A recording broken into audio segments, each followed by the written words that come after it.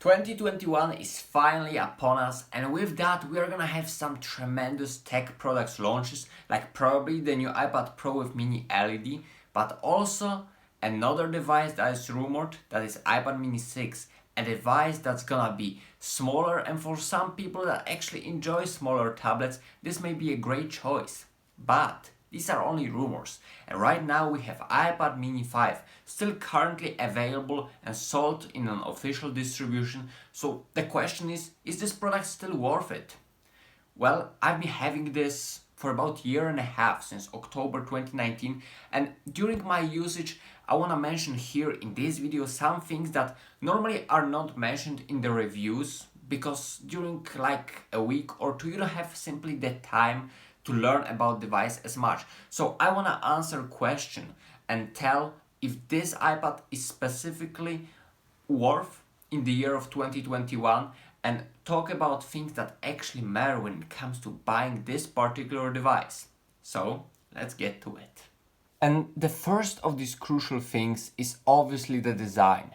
I mean, we all want to have freshly looking device that won't feel outdated just after a few months of usage. And that's the risk with iPad mini 5. The design, as good as it looks, you may even love it. You may love the second generation Touch ID, the thicker bezels, the compact size, the overall weight of it, and the overall look that has been with us for so long. But the truth is, when iPad mini 6 launches, this design will get outdated very quickly. Just take a look what happened to iPad Air 3.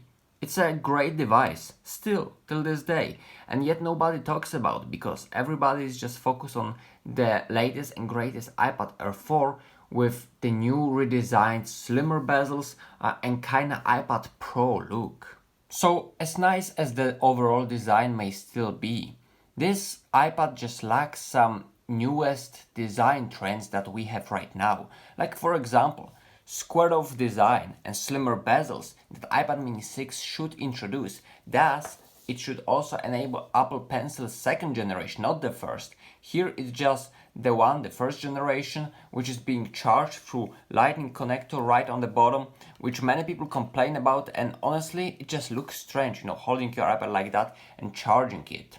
Yes, Apple just gives you some adapter to it, I guess, but let's face it, whoever used this. So we all just charge our iPads like that, and it's not the most convenient thing. So the newer model will just present the second generation that will just snap on the side and it's gonna be better. And also the slimmer bezels, lack of home button, and just whole gesture-based system is gonna probably feel much better for most of you.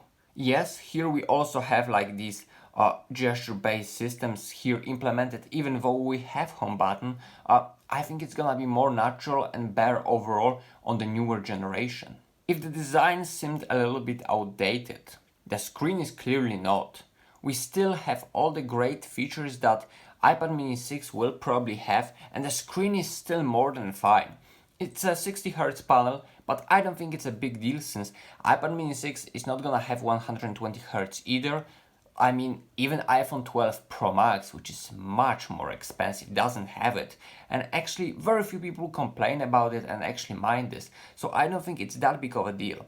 But what is important is the overall quality of the display, the sharpness, color accuracy, contrast ratio, brightness. And when it comes to that, iPad mini 5 is still pretty good. And I don't think that mini 6 will be much better. It can be a little bit brighter, if anything, but that's probably it. Besides the newer design and the screen maybe being more immersive due to the bezels being slimmer, it's not gonna be much of a change. And the screen on Mini 5 is still more than satisfying for most people's needs when it comes to reading, browsing the web, watching videos or gaming. It's still gonna be very pleasant for the eye to look at it. Just like the performance. The overall speed of iPad mini 5 is still very decent, even though it's a 2.5-year-old processor, Apple A12 with 3 gigs of RAM, it still performs pretty decently, apps open relatively quickly, there is really no problem when it comes to day-to-day performance, and I don't think many people will complain. Most games run perfectly fine, if not all of them, which you may see on my gaming video tests, which I will also link in the description if you wanna see that. The overall performance is still pretty good. The processor is fairly efficient, but we'll talk about battery life a little bit later. I just want to mention that what surprised me a lot is the RAM here, because we only have 3 gigs of RAM here, and I'm always surprised how many apps this is able to hold in the overall memory. So basically when you open, for example, Google Translator, then go to the zone, then probably open Twitch, and come back again to Google Translator, then open some more apps, it's just not gonna be a problem. The app somehow will still be there, launched, ready to use and ready to go. So the RAM is pretty well optimized despite the fact that it's only 3 gigs. So I'm really pleased with that. Of course, this is not iPad Pro level and don't expect that, but I don't think you will be particularly disappointed. What may be a little bit disappointing, however, is the overall storage. I mean, the base version is 64 gigabytes, and Apple still sells that when it comes to iPad mini 5, even iPad Air 4, which is more expensive and honestly requires more in 2021 than just 64 gigabytes. The overall 64 seems to be okay if you're just taking some notes or, maybe storing a couple of pictures and documents, that's gonna be okay. But if you're planning to install games, hold some videos here, that's definitely not the way to go. And you just have to pay a little bit more to get maybe to 56 gigabytes, because 64 is really not enough for some people in 2021. The apps get bigger, software updates get bigger, the overall versions of the apps get updated pretty quickly.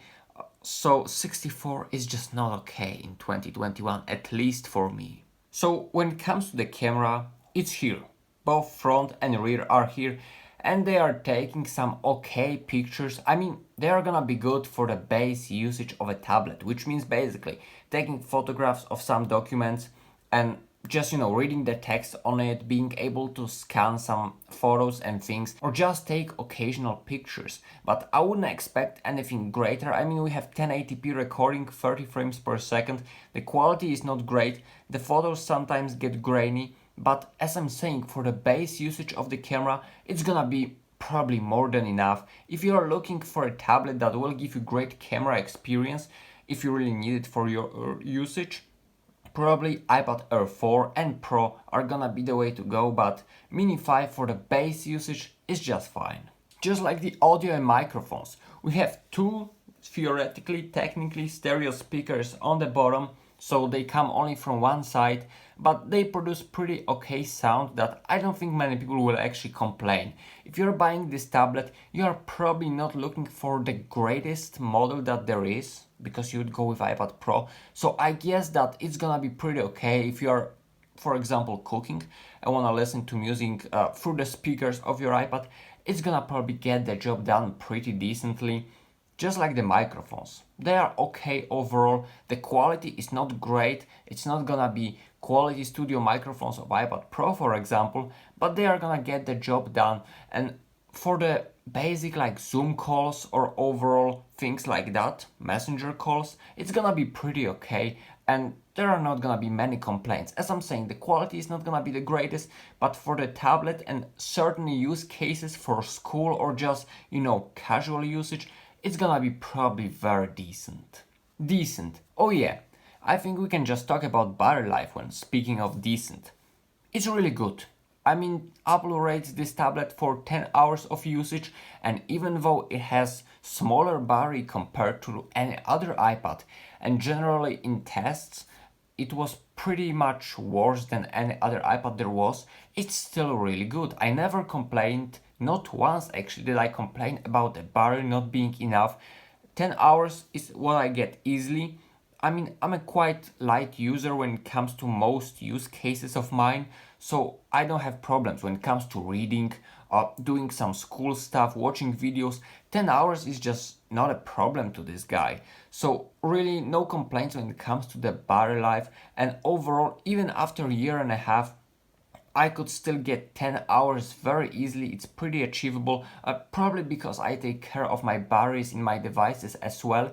And how I do it, you can check it in the video that I will link in the description as well. It's the video about how to maintain 100% battery capacity for as long as it's possible. So make sure to check that if you are interested in prolonging the life of your battery in your smartphone, iPad, or anything like that. And yeah, overall, the battery life on iPad mini 5 is pretty satisfying, and I don't think there is literally anyone who will have complaints when it comes to the overall battery life and battery performance in this device. Last but not least is iPad OS 14.3 in this case, and I would expect a lot more supports to come in the near future because iPad mini 4 is still being supported, so this tablet has probably something like 3 or more years of constant software support, so that's definitely great, and it's not gonna age too fast because of that continuous software support. The software overall is pretty stable, but don't get me wrong, because the word pretty here is crucial. I mean, for most of the time, it's gonna be okay. It's not gonna give you any particular troubles, but I noticed that on iPad OS 14.3, even though I feel like it's more stable than it comes to iOS, it's just not as stable as it should be. I mean, not the version 0.3 especially. I mean, I would expect some earlier versions to be a little bit more buggy, but here apps get to crash pretty often, especially like on 14.3. I noticed the overall performance is still great, as I said, the battery life and things like that, but sometimes you are gonna meet some annoying bugs, but I don't think they are gonna actually disturb your work too much. They are gonna be annoying and they are probably gonna be fixed by Apple. That's what I expect, and that's what they actually delivered with the previous versions. So we just have to, survive this period.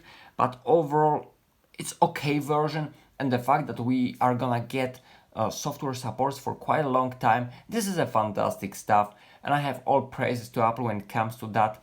Also, iPad OS enables you for all the great split screen multitasking and stuff like that, even though the split screen is not great because this device just feels a little bit too small, too cramped when it comes to the overall experience, but I guess it is what it is, and the overall split screen is doable, and it's actually better to have it than no. So definitely big advantage when it comes to that. Also the Apple Pencil support that I personally find really great. Not once did I complain about the screen being too small for writing and taking notes for college, so it's absolutely fine. And overall, the software is still pretty good despite the annoying bugs here. So the question still remains, is the iPad mini 5 still worth in 2021? Well, yes and no. No and yes. Yes, if you have a great deal for that, if you have some really good price for this product, a lesser price than normally you would have in some kind of official distribution, because it's just getting too expensive. It's a 2-year-old device, almost 2-year-old device in 2021, and the price doesn't seem to get any lower. So that's definitely not the case, and I wouldn't recommend that for the overall $400, I guess. It seems to be pretty expensive, too expensive for the 2-year-old device that will be refreshed very soon. But if you have some good price on that and good deal, this is definitely the product to go. It still offers some great qualities like the performance, the display, the continuous software support, the accessories and things like that. It's pretty good. But if you actually want to buy it brand new, just make sure to wait for iPad mini 6. It's probably gonna be a little bit more expensive, just like the iPad Air 4 was. $100 more expensive, I guess. So same should go for iPad mini 6, I guess, but I think it's gonna be worth. More RAM, 4 GB, A14 processor, complete redesign, Apple Pencil 2nd generation, slimmer bezels. I think it's just gonna be such a terrific upgrade that it's gonna be worth it. So iPad mini 6 is definitely the way to go, unless you have a great deal for that one, because it's really gonna be a good one. And if you are still interested in this particular moment after iPad mini 6 launches, then it's probably gonna be a good way to go. If the prices go down, it's still gonna be a great tablet. So I hope you did enjoy this video. If you have any questions about this iPad mini 5, make sure to ask them in the comments. I'll answer them like I always do. And that's it for now. I wish you all the best. Stay tuned. Until next time, make sure to press the like button if you enjoyed this video. Subscribe for content like that and much more, because we are gonna grow in this year. I hope so. Until next time, and peace.